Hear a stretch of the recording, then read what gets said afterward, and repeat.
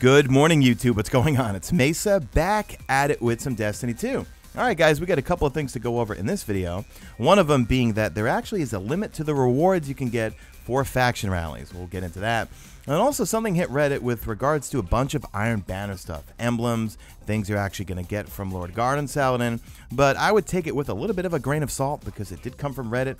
But the images I'm going to show you and the emblems and things, they look legit. And some of it does line up with what was shown on the Destiny Tracker website. Because that usually, I believe Destiny Tracker pulls all its data from Bungie, I think. I don't know. I'm babbling. And big shout out to TimeSplitter01 who always sends me this stuff. Thank you very much. I'm going to link his Twitter in the description. Make sure you give him a follow. All right, so let's talk about faction rallies and the actual limit that you have to getting rewards from faction rallies. But before we get into it, I want to hear from you guys in the comment section. How have you been enjoying faction rallies? I saw a little bit of salt thrown my way on Twitter that you guys are not digging it, or some people on Twitter. And then again, people love to complain on Twitter. I've been enjoying it, guys. You know, the fact that I can go back into Lost Sectors and do those again to get some tokens. And why would you do that, Sean? You could go farm XYZ and get 8 million tokens an hour. Because I like playing the game. I like going back into Lost Sectors. I like going to flashpoints. I don't feel like doing public events every 2 seconds just to get as many tokens as I can.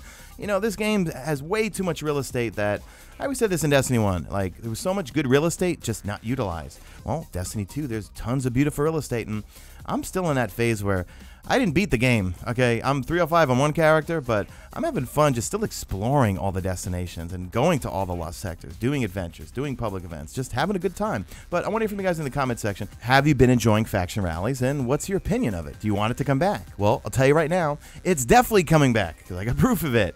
All right, there's a post on Bungie.net, I'll link it in the description. It's a guide to faction rallies. At the very, very bottom, it says Faction Engram Reward Limit. So check this out, guys. After a character has earned 30 faction engrams in a single faction rally event, any additional faction engrams earned will only reward that character with shaders. So this is characters, not account-based.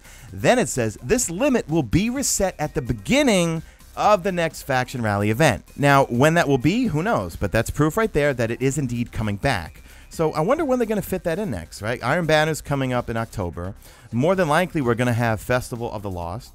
Hopefully in December, we'll get our first expansion. And then maybe we'll get an SRL type of like holiday event or something like that right before New Year's, Christmas, holidays, all that sort of stuff. But yeah, guys, if you have 3 characters, you can only get 30 actual like pieces of gear on each character. After that, after 30 engrams, you're going to start getting only shaders. I know on Guardian Radio and also last week, I was saying, all right, Dead Orbit for my Titan, Future War Cult for my Hunter, and then also New Monarchy for my Warlock. Well, I changed my mind. I went Future War Cult for all 3 characters. I love the weapons, and yes, I got all the weapons this morning on stream. Thank you. By the way, that was an amazing stream. You guys are awesome. But I don't know. I looked at all the gear, and I'm like, you know what? I like Future War Cult. I'm sorry. I loved them in Destiny 1.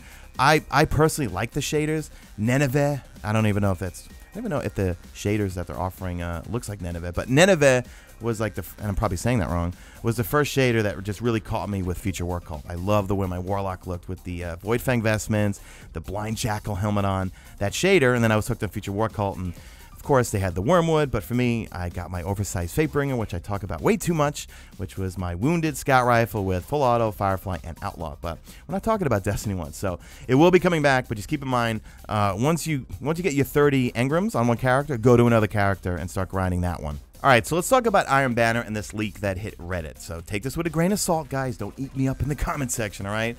Only reporting on this, but it does look legit, and some of the images I'm going to start throwing on screen do line up with Destiny Tracker with regards to global quests for Iron Banner. So this guy Bullet Points, Vandal Splicer on Reddit, I'll link the Redditor and the Reddit thread in the description.